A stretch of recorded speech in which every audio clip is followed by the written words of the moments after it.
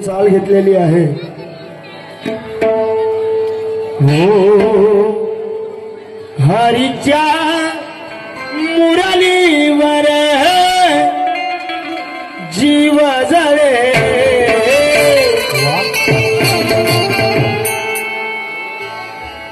झुमदेव बाबा दयेच्या दया गणा, हो झुमदेव बाबा दयेच्या दया गणा। बाबा घ्या भाव फुलाचा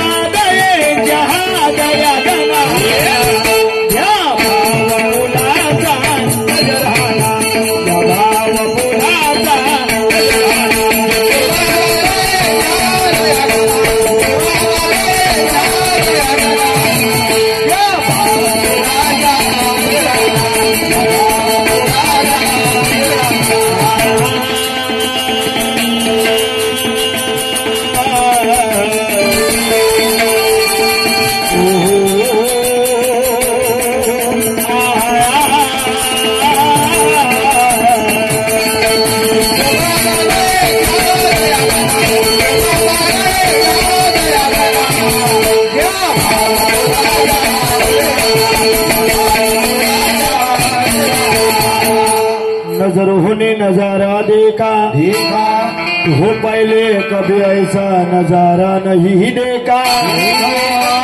वो दुनिया में देखे हैं बहुत से लोग मगर बाबा जैसा सितारा नहीं देखा। वाक्य बोली शिट्टी भक्त बनतो। हो झुमदेव बाबा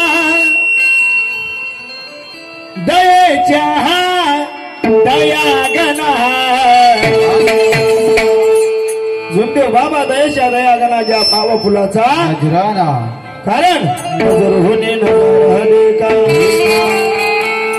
वो नजर होने नजारा देखा, वो पहले कभी ऐसा नजारा नहीं देखा।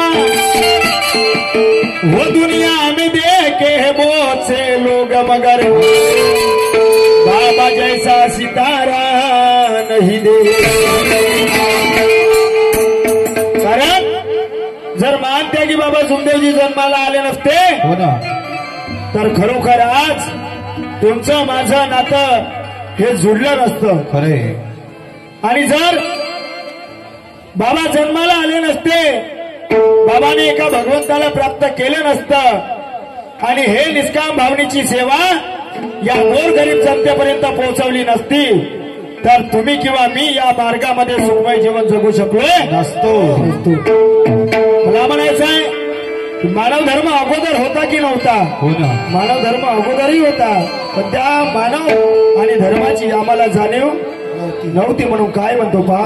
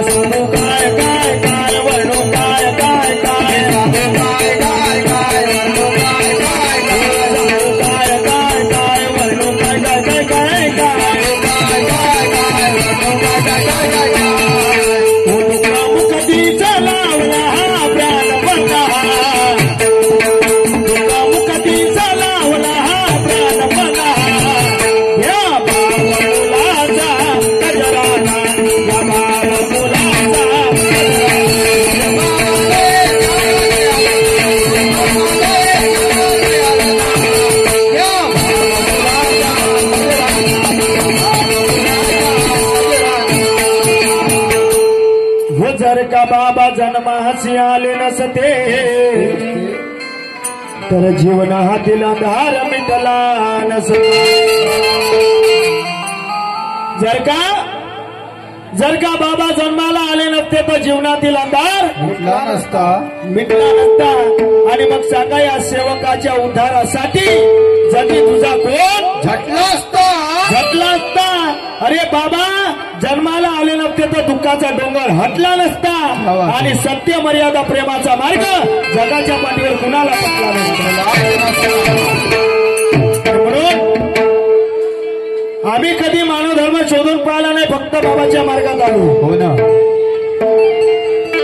आम्ही मानव धर्म खऱ्या अर्थाने शोधूनच काढला नाही. हे मानव धर्म म्हणजे काय आम्हाला एवढं समजलं हो ना की माणसाने माणसासारखे जगणे. मग माणूस तर शिवाय देते खरंय नाही का. हो ना. माणसाचं कार्य हे नाहीये. संत म्हणत होते, बाबाई म्हणत होते, बाबाची वाणी जर कोणी ऐकलं असेल तर बाबाई म्हणत होते संतांचे बोल बाबाने या मानव धर्मामध्ये टाकले की कोण्या कारणाशी आले तुम्ही इथं म्हणजे मानव जन्म. हो ना. आम्हाला मानव जन्म मिळाला आहे तर काहीतरी चांगलं करण्यासाठी, कुठेतरी चांगलं व्यक्तिमत्व घडवण्यासाठी. हो ना. आणि म्हणून बाबाने ते कार्य या प्रत्येक सेवकांना समजावून सांगितलं का आम्हाला कसं वागायचं आहे, कसं चालायचं आहे, कसं बोलायचं आहे. पहा सुंदर विषय आहे बाबाच्या. ज्यावेळेस उदाराम मठाच्या माग राहत असणाऱ्या ढोबरीकर घरानं हो ना आणि बाबांचे वडील विठोबाजी ढोबरीकर, आई सरस्वती ढोबरीकर, विठोबाजीला पकडून 4 भाऊ तानबा, विठोबा, महादेव आणि बालाजी. बाबांचे वडील हे 4 भाऊ तानबा, विठोबा, महादेव आणि बालाजी. 4 भावाचं कुटुंब असूनही विठोबाजीला 5 मुलं, बाळकृष्णराव ढोबरीकर, नारायणराव ढोबरीकर, जागोबाजी ढोबरीकर, 4थ्या नंबरचे महानत्यागी बाबा झुंबेजी ढोबरीकर, 5व्या नंबरचे मारोतरावजी ढोबरीकर. 5 भावाचं कुटुंब असूनही बाबाच्या परिवारामध्ये समाधान नव्हतं. दिवसेंदिवस त्रास सैतानी खेळ वाढू लागला परंतु कमी झाला नाही. जे बाबाचं जुनं घर होतं हो ना ते घर त्या मोहल्ल्यामध्ये नेहमी करता भांडण व्हायचं म्हणून बाबांचे वडील विठोबाजी ढोबरेकर यांनी ते घर विकून टाकलं आणि रामेश्वर तेलघाणीच्या मागे गोळीबार चौक टिमकी मोहल्ल्यामध्ये झुणके सरकाराचं घर विकत घेतलं. हो ना. पहा शहाण्याचं बोल आहे. जेव्हा आगीतून निघला आणि भुबरीत जाऊन फसलं, जेव्हा ते घर विकत घेतलं विठोबाजीने हो ना तेव्हा त्या मोहल्ल्यातील लोक विठोबाजीला म्हणू लागले, दादा तुम्ही हे घर कशाला विकत घेतलं. हो ना. कारण तुमच्या अगोदर ज्या मुसलमानाने हे घर विकत घेतलं तो मुसलमान पायरीवर पाय देता क्षणी मरण पावला. हे घर एवढं सैतानी आहे जेवढा विचार तुम्ही केला नसेल. हो ना. पहा तेव्हा बाबांचे वडील विठोबाजी ढोबरेकर यांनी विचार केला की भगवंता मी आगीतून निघलो आणि भुबरीत जाऊन फसलो रे, काय करावं.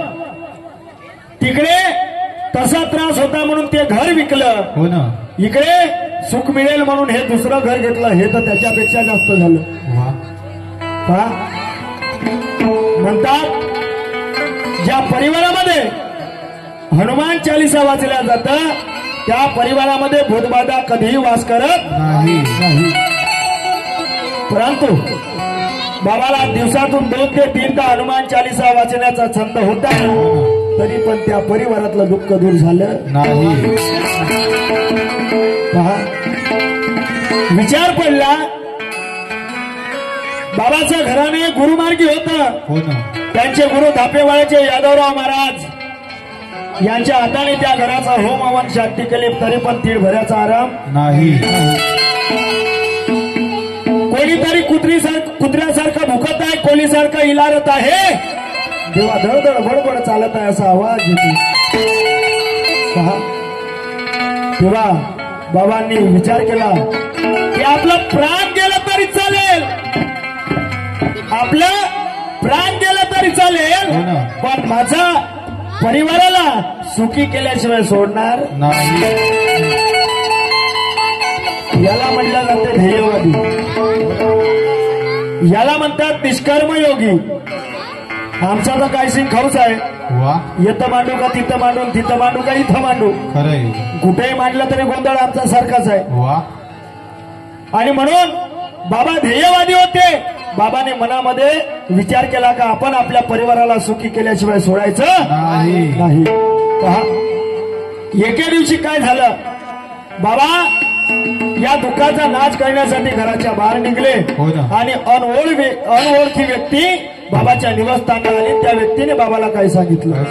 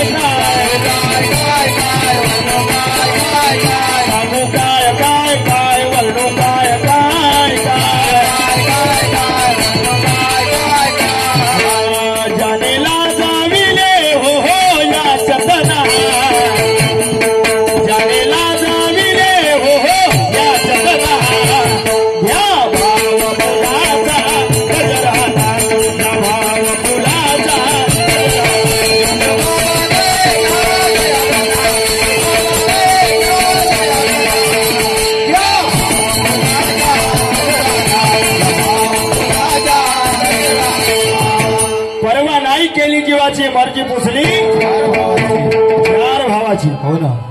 ज्यावेळेस अनओळखी व्यक्ती बाबाकडे आली आणि बाबाला विचारू लागली, म्हणे दादा तुम्ही कुठे चालले.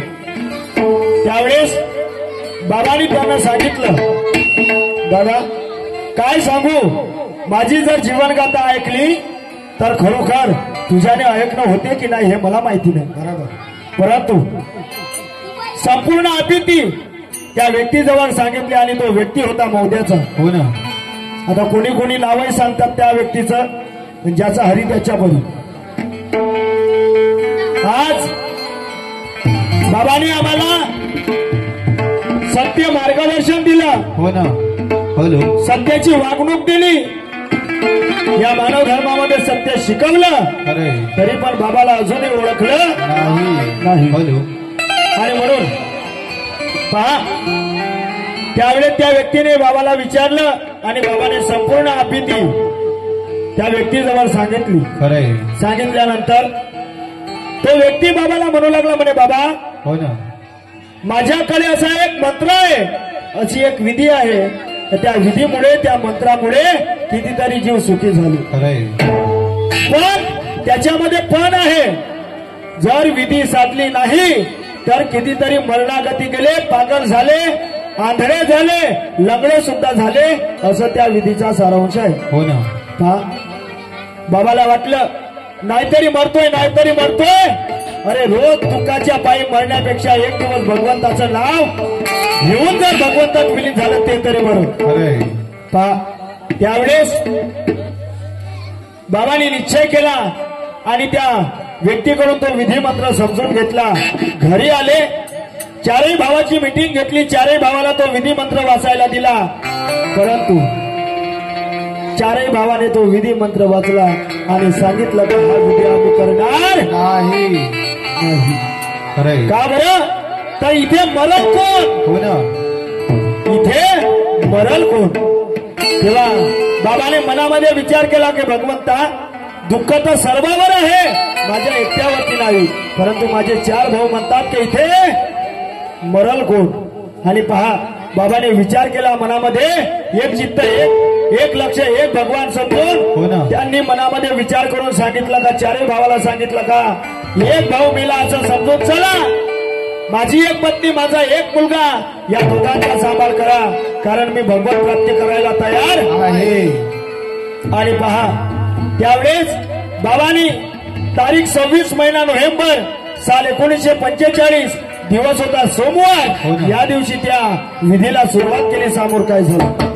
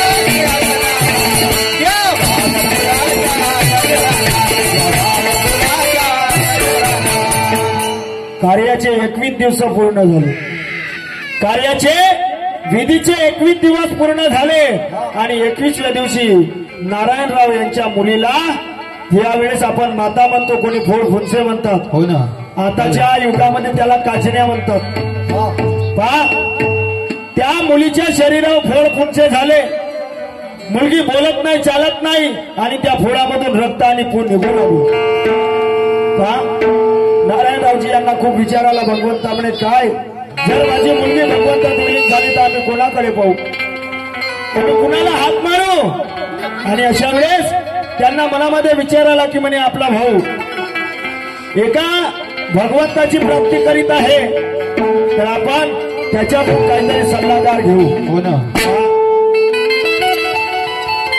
घरून बाबाकडे आले आणि बाबाला विनंती करू लागले म्हणे भाऊ माझ्या मुलीला एक नजर पाहून घे का बरं बाबा म्हणू लागले का बरं काय झालं भाऊ मला माहिती नाही काय झालं तर पण त्या मुलीच्या शरीरावर तीड ठेवण्या इतकी सुद्धा जागा नाही रे आणि फुलचे त्या मुलीला आले दादा तू काही करू नको, फक्त एक नजर माझ्या मुलीला पाहून घे. हो ना. पहा भावाचा शब्द स्वतःचा काळीज म्हणून बाबा त्या मुलीला पाहण्याकरता नारायणरावजी यांच्या निवासस्थानी गेले. गेल्यानंतर बाबाने पाहिलं तर मुलगी बोलत नाही, चालत नाही, बेशुद्ध बेडवरती झोपली आहे. त्या घरचा कापूस घेतला, बाबाने मुलीच्या नाकावर ठेवला. बाबाला वाटलं मुलगी बेशुद्ध आहे, मेली नाही. हो ना. बाबा तिथे काही बोलले नाही, घरी आले. तो 21वा दिवस तसा निघून गेला आणि पहा 22व्या दिवशी नेहमीप्रमाणे बाबा हनुमानजीच्या मंदिरामध्ये जाऊन प्रदक्षिणा घालायची, आंघोळ करायची, अगरबत्ती कापूर लावून जे आपलं दुःख होतं ते हनुमानजीला सांगले आणि घरी येणे. त्याप्रमाणे 22व्या दिवशी सुद्धा गेले. गेल्यानंतर हनुमानजीला आंघोळ घातली, प्रदक्षिणा घातली, कापूर अगरबत्ती लावली आणि त्यावेळेस हनुमानजीला विनंती केली, म्हणे हनुमानजी आज मी तुमची भोळी भक्ती करीत आहे. हो ना. यामध्ये मला काही समजत नाही, फक्त मी तुमची रोज सकाळी आंघोळ करतो, तुम्हाला प्रदक्षिणा घालतो, माझं दुःख तुमच्या जवळ ठेवतोय आणि अगरबत्ती कापूर लावून घराकडे जातो. देवा मला याच्या व्यतिरिक्त काही कळत नाही. देवा आज जे माझ्यावरती माझ्या परिवारावरती जे संकट आलं, जर त्या संकटातून जर मी मुक्त झालो नाही, न माझी विधी जर खंडित झाली तर माझ्या जीवनाचं काय होईल मला काय भरोसा नाही.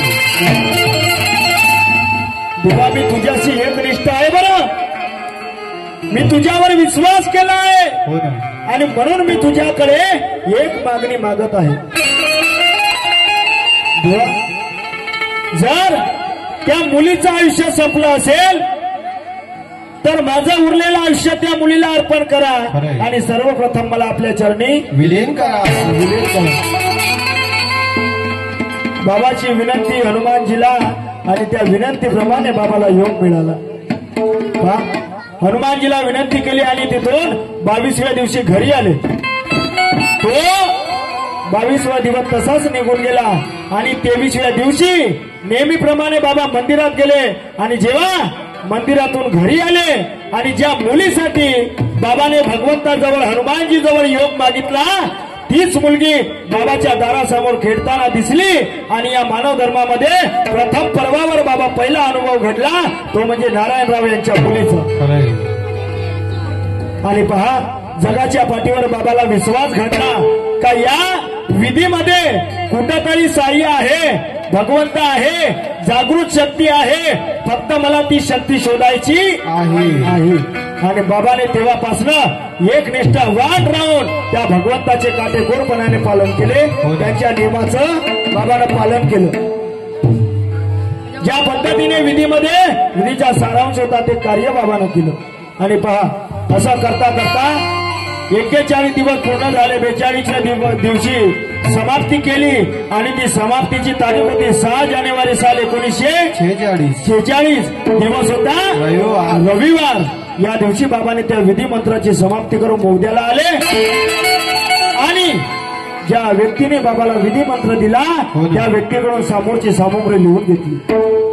त्या व्यक्तीने सांगितलं की दादा तुम्हाला एका रात्रीमध्ये 3 हवन घडवावं लागेल. हो ना. बाबाने सांगितलं का दादा दिवसभर काम केलं नाही तर सायंकाळी खायला मिळत नाही तर मी एका रात्रीमध्ये 3 हवन कसे करू. असे 3, 7, 11, 21, 31, 41, 51, 61, 71, 81, 91, 101 ते 108 दिवस करावं लागत होते. बाबाने विचार केला म्हणे दादा एवढे दिवस माझ्याने हवन होणार नाही. त्यांनी सांगितलं का या 108 दिवसातून तुम्ही कोणतेही दिवस नेमा. बाबाने 7 दिवस त्यामधले घेतले आणि पहा दिनांक 7 जानेवारी साल 1946 दिवस होता सोमवार. या दिवशी बाबाने त्रिताल हवनाला सुरुवात केली. पहिलं हवन 7 वाजता, दुसरं हवन 11 वाजता आणि तिसरं हवन सकाळी 3 वाजता. अशी बाबाने त्या हवनाची दिनचर्या नेमली आणि एका रात्रीमध्ये 3 हवन असे 7 दिवस घडवत गेले आणि सात्विक 21 हवन मानत्यागी बाबा जुमदेवजीने प्रथम पर्वावर रचून या मानव धर्माचा प्रथम इतिहास बाबाने घडवला. आणि म्हणून जगाच्या पाठीवर मान त्यागी बाबा जुमदेवजी थोर झाले काय म्हणतोय